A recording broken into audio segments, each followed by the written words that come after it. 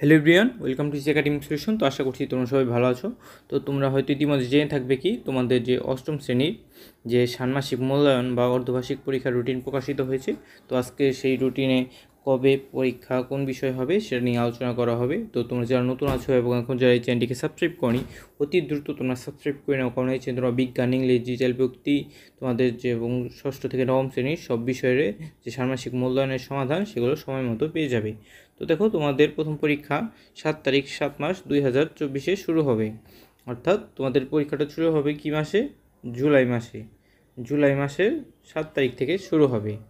তো দেখো যে তোমাদের এই যে জুন মাসের শেষে ঈদের বন্ধ, তারপরে তোমার যে গ্রীষ্মকালীন ছুটির জন্য পরীক্ষাটা জুন মাসে না হয় এবং সে কী মাসে হবে এবার জুলাই মাস থেকে শুরু হবে, জুলাই মাসের 7 তারিখ থেকে। তো দেখো 7 তারিখ 7 মাস 2024 প্রথম পরীক্ষাটা হবে তোমাদের জীবন ও জীবিকা।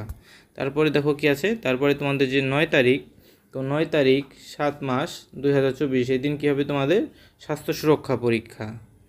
ও এই সকল সাবজেক্টেরই সমাধান তোমরা পেয়ে যাবে। এই জন্য যারা এখনও চ্যানেলটিকে সাবস্ক্রাইব করনি, অতি দ্রুত চ্যানেলটিকে সাবস্ক্রাইব করে রাখো। তো দেখো এরপরে কি আছে 10 তারিখ, 10 তারিখ 7 মাস অর্থাৎ 10 জুলাই তোমাদের হবে ধর্ম পরীক্ষা। তারপরে 11 জুলাই তোমাদের কোন পরীক্ষাটা হবে? দেখো 11 জুলাই তোমাদের শিল্প ও সংস্কৃতি বিষয়ের পরীক্ষাটা হবে। এরপরে দেখো কি আছে 14 তারিখ, 14 তারিখ কোন পরীক্ষাটা হবে? 14 তারিখ তোমাদের মূলত বাংলা পরীক্ষাটা হবে 14 জুলাই। এরপরে দেখো 15 জুলাই কী পরীক্ষাটা হবে? 15 জুলাই তোমাদের ইংলিশ পরীক্ষা হবে। এরপরে 16 তারিখ অর্থাৎ জুলাই মাসের 16 তারিখে হবে তোমাদের গণিত পরীক্ষা।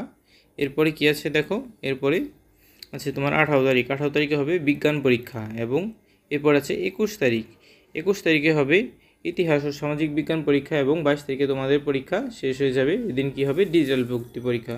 তো তোমরা এই চ্যানেলটিকে যারা এখনও সাবস্ক্রাইব করনি, অতি দ্রুত সাবস্ক্রাইব করে নাও, কারণ নিত্য নতুন সব কিছুর আপডেট এই চ্যানেলে পেয়ে যাবে এবং যখনই সমাধানগুলো দেওয়া হবে তখনই তোমরা নোটিফিকেশন পেয়ে যাবে।